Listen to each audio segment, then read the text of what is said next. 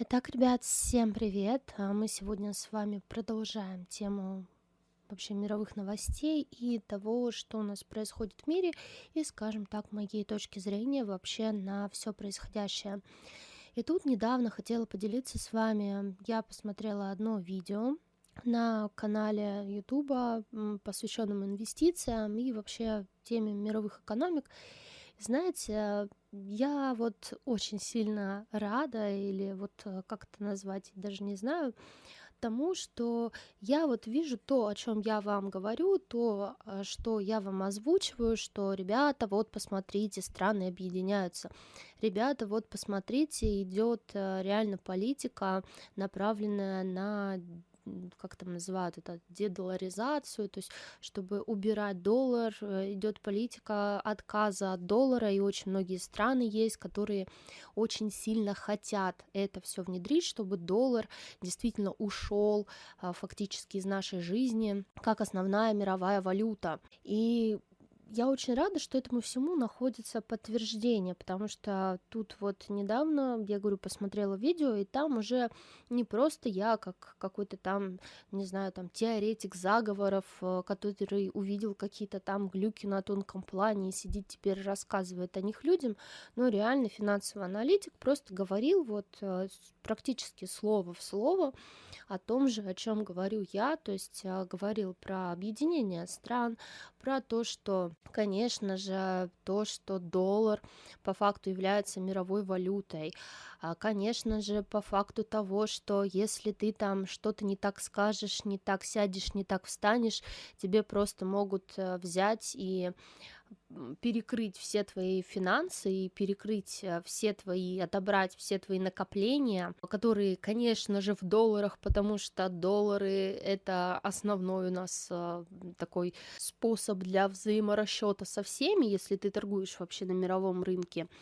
И, конечно же, кому это понравится. И тоже там я посмотрела, что действительно, да, мои подтверждения, опять же, тому, что я вижу, тому, что я чувствую, тому, как я вижу ситуации, очень сильно подтверждаются, потому что реально доллар стал уже просто схемой давления на многие страны. Если ты не будешь делать так, как мы говорим, мы тебя отключим от доллара, мы тебе запретим торговать в долларах, и все, мы перестанем давать тебе доллары. Если мы перестанем давать тебе доллары, все, ты страна-отброс, которая больше не может торговать на мировом рынке. Почему? Потому что на мировом рынке 90% практически всех торговых операций, которые происходят в долларах. И доллар это уже давно стало такой, знаете, экономической атомной бомбой, что хотим дадим тебе, хотим не дадим, то есть это все зависит от политики США, и если типа ты нравишься США, значит ты член мирового сообщества, если ты что-то там против США хрюкнешь, встанешь, гаркнешь, хоть слово скажешь, все, ты просто превратишься в какую-нибудь страну третьего мира, какую-нибудь страну бананию, и все на этом. Никому это не интересно, никому это все не нравится, и страны начали потихоньку отходить от вот этого, начали отходить от доллара, начали отходить от гегемонии доллара. И очень многие эксперты, финансовые аналитики, которые именно зарабатывают тем, что вкладывают деньги в различные инвестиции, инвестиционные проекты и прочее, они начинают замечать, конечно же, так как они в первую очередь, эти люди, если они зарабатывают на аналитике рынков, то они очень хорошие, как правило, аналитики, то есть они очень хорошо умеют рыночную ситуацию анализировать в первую очередь, видеть, куда ведут те или иные процессы на финансовых рынках, и тут, конечно, они тоже не могли не заметить именно то, что многие страны идут к отказу от долларов. Но как они позиционируют тоже, что, ну, какую-то валюту другую должны ввести, что если это будет не доллар, то это будет другая валюта, наверное, это будет юань, то есть что китайский юань введут как альтернативу доллару, что это все будет торговаться в китайских юанях или еще в чем-то. И либо это будет, как вот мы говорили, БРИКС собирается какую-то свою валюту вводить, которая будет независимая валюта, либо что это вот будет все торговля в каких-то национальных, но цифровых валютах. Вот про то, что я вам говорила по политике переводного цифрового рубля. Точнее, не цифровой как таковой рубль, а именно переводной рубль, то, что было там во времена СССР, да. И вот здесь они как бы не понимают еще, что, зачем, почему. То есть это, с одной стороны, да, цифра, но это немного не та цифра, и это не тот цифровой рубль, который там пытаются внедрить всему населению страны. Это немного не то. То есть это именно цифровой, ну, условные деньги, которые не имеют номинала, но зато они под собой имеют золотой запас, то есть какой-то определенный запас золота, и они все равно имеют номинал, пускай и у них нету копеечки, которую ты можешь пощупать или потрогать, то есть это немножко другое. Кому интересно, ну, почитайте, я уже говорила вам про переводной рубль, почитайте, что такое переводной рубль был при времен СССР и что, как это все вообще во взаиморасчетах было. Так вот, многие эксперты, они пока не видят того, и они говорят, доллар будет очень долго уходить из оборота, потому что пока что альтернативы доллару нет, пока что мы ничего не может, мир ничего там не может противопоставить доллару, нет ничего, чтобы могло заменить доллар и так далее. Но я здесь немного с экспертами не соглашусь. Не соглашусь в чем? Ребят, вот честно, я на тонком плане это чувствую немного по-другому, потому что они говорят, ну, это долгий процесс, это там до 2020, там, 2050 года может затянуться, значит, у нас Китай тоже не готов дать юань для того, чтобы нормально обеспечить взаиморасчеты и так далее, потому что у юаня много там своих подводных камней. Я же вижу то, что они все продумали. Вот, простите меня, но я четко вижу то, что этот вопрос конкретно очень сильно продумали. То есть они бы не начали всю эту операцию, они бы не начали все это вообще вот продвигать, то есть то, что мы сейчас имеем в виду, то есть открытую конфронтацию, чтобы там объединение Ближнего Востока, что Китай восстал, да, что открыто прямо не пошли против США, начали давить на банковскую систему, то есть ввели вот тот же самый сценарий, но уже более контролируемый, чем кризис 2008 года. И, кстати, да, чтобы вы тоже понимали, вот в 2008 году ситуация была, ну, скажем так, не совсем контролируемая, конечно, но все понимали, что если сейчас, допустим, вот доллар там рухнет, или там мировая система, вот США конкретно рухнет вся мировая экономика, вот просто вся мировая экономика, она просто развалится.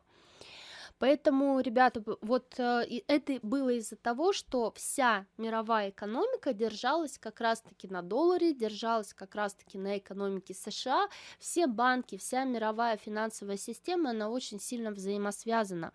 И здесь было то же самое, то есть, что в первую очередь эта вся финансовая мировая система, она бы просто сложилась как карточный домик вместе с США, за США. И США прекрасно как бы тоже об этом знают, о том, насколько на них и на их конкретно вот этой валюте все завязано вообще у других стран. Поэтому, когда там какую-то страну отрезают от доллара, когда ей замораживают какие-то финансовые вот эти вот активы, еще что-то, она просто превращается в страну бананию, потому что ее отрезают от всяческих там свифтов, от всяческих вот этих вот переводных там визы MasterCard и все такое, и все, и она вот, считай, все, у нее ничего нет. Поэтому, ну, здесь мы, кстати, можем даже проследить по России. Раньше мы не понимали, вот, допустим, система МИР внедрялась, да, для чего ее внедряли, почему ее внедряли, как они ее внедряли. Внедряли они ее через бюджетников, потом пересадили соцпрограммы.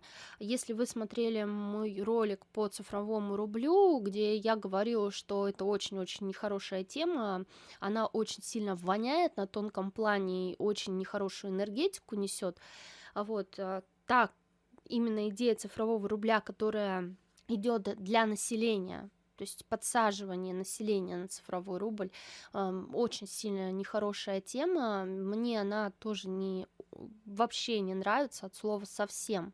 И хотя, когда я вижу именно систему переводного рубля, который по факту тоже не имеет никакого там условного монетного обозначения, никакой условной бумажки, да, это чисто цифровая, если так взять, валюта, но она имеет привязку под собой того же самого золота, то есть имеет номинал золота. И я чувствую, что да, это что-то именно то самое для взаиморасчетов, только мировых между собой, для облегчения каких-то таких вот расчетов мировых, то здесь я вижу, что это очень нехорошая вещь, и еще раз хочу на этом заострить внимание, чтобы не было путаницы. Так вот, и я вам говорила, что вот эту вот идею с внедрением цифрового рубля, если они ее реально пропихнут так же, как они пропихивали систему МИР, то есть систему МИР они пропихивали очень-очень легко и классно, именно вот такой вот системой. Сначала начали пенсии бабушкам выдавать через эту систему МИР, потом они пересадили на систему МИР бюджетников, и потом они начали какие-то выплаты семьям там, да, через эту систему перечислять, декретные там, допустим, перечислять и так далее. И в итоге этим самым они пересадили на систему МИР вообще все население. То есть фактически 90% населения страны по факту получило вот эту вот волшебную карточку с системой МИР. Поэтому когда грянула вот эта вот вся история с визой и мастеркартом, что типа вот виза, мастеркард ушли, у нас уже все население страны фактически имело карточку МИР. И все банки, которые у нас здесь в стране были, так как они так или иначе все были связаны там либо с бюджетниками, там, ну то есть бюджетники зарплату получают, они хотят ее получать в каком-то банке, да, допустим, определенном там, либо там пенсия, да, там что пенсионеры получали в определенном банке или еще что-то перечисляют. И все, то есть все банки умели работать с системой МИР. Система МИР была очень сильно обкатана внутри страны, и вот проблемы перехода как такового внутри страны, именно отказ там от визы MasterCard, ну, вообще никто никак сильно-то и не заметил.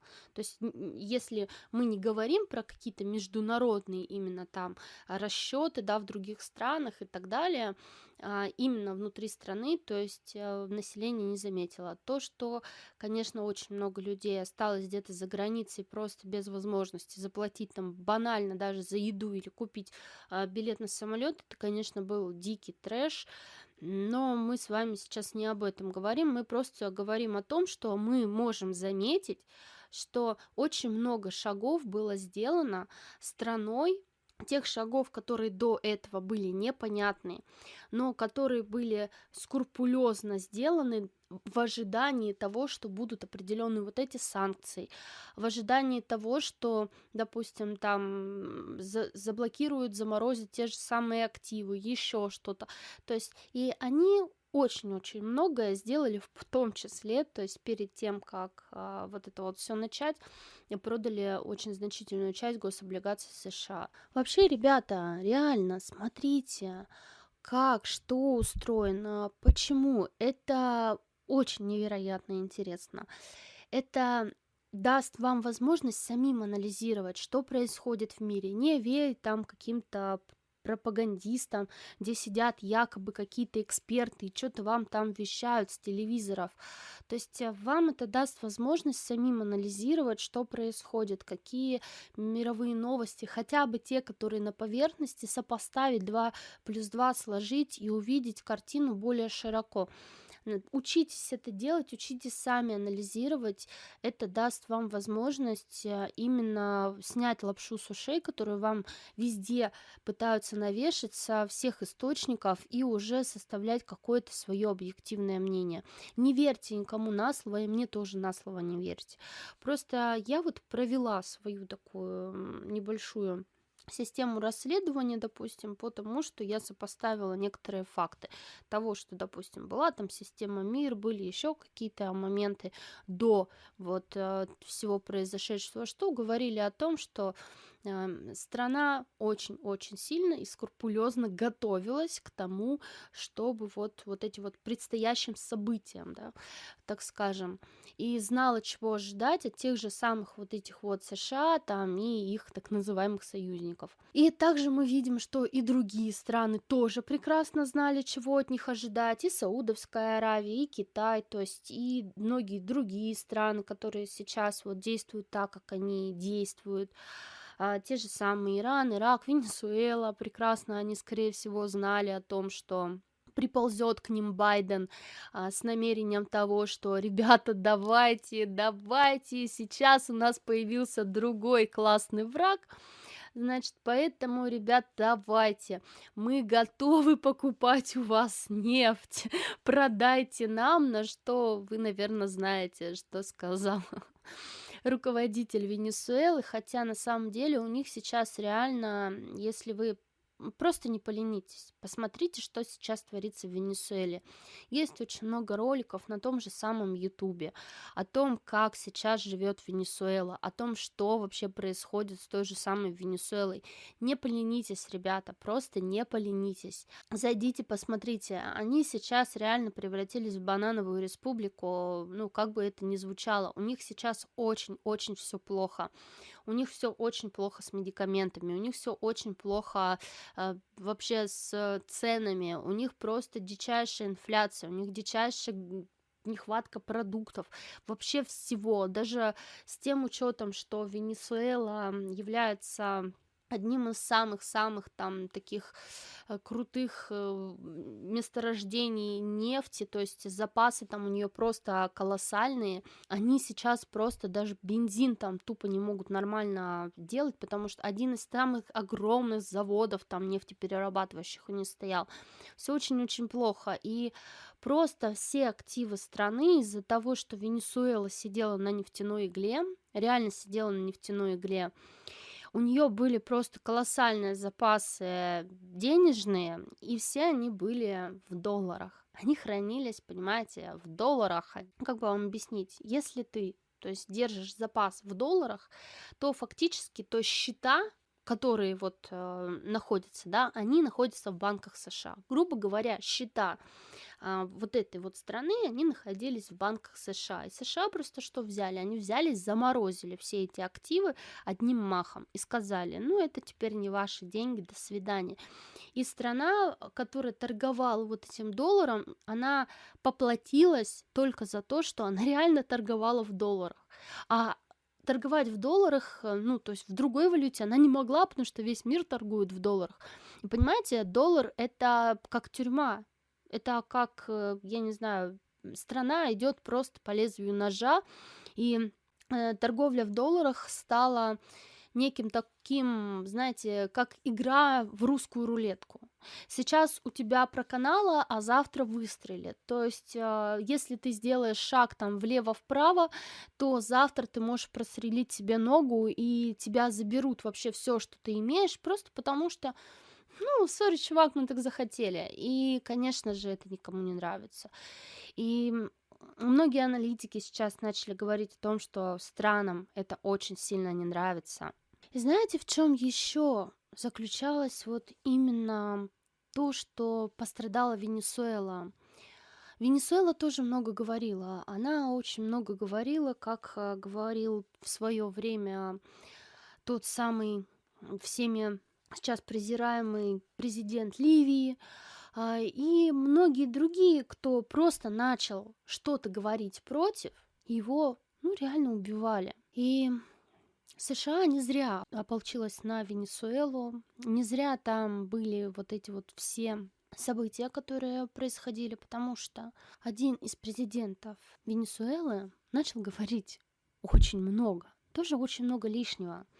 Просто вот сейчас вам зачитаю реально то, что он говорил про Джорджа Буша-младшего еще тогда. И он это говорил, просто вдумайтесь, на Генеральной Ассамблее ООН в открытую, на весь мир, о том, что здесь был дьявол. Вчера он стоял на этом самом месте, здесь до сих пор пахнет серой. Президент США — дьявол во плоти. Он учит нас жить, говорит с нами как властелин мира. ему нужен психиатр.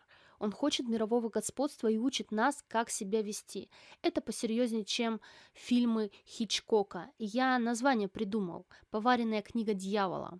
Это говорил тот самый президент, который, кстати, недавно умер. Уго Чавес. Ребят, вот понимаете, в чем дело? То есть Венесуэла начала борьбу, опять же, с Соединенными Штатами. И этот президент, в том числе, он как раз-таки славился тем, что он был чуть ли не одним из таких ярых противников Соединенных Штатов Америки. Но про Венесуэлу и про ее роль, почему именно она стала последней каплей и что там вообще произошло, мы с вами уже поговорим в следующем подкасте. Ну а на сегодня у меня все. Всех вас обнимаю, люблю. Ваша Надежда Солнечная. Пока-пока.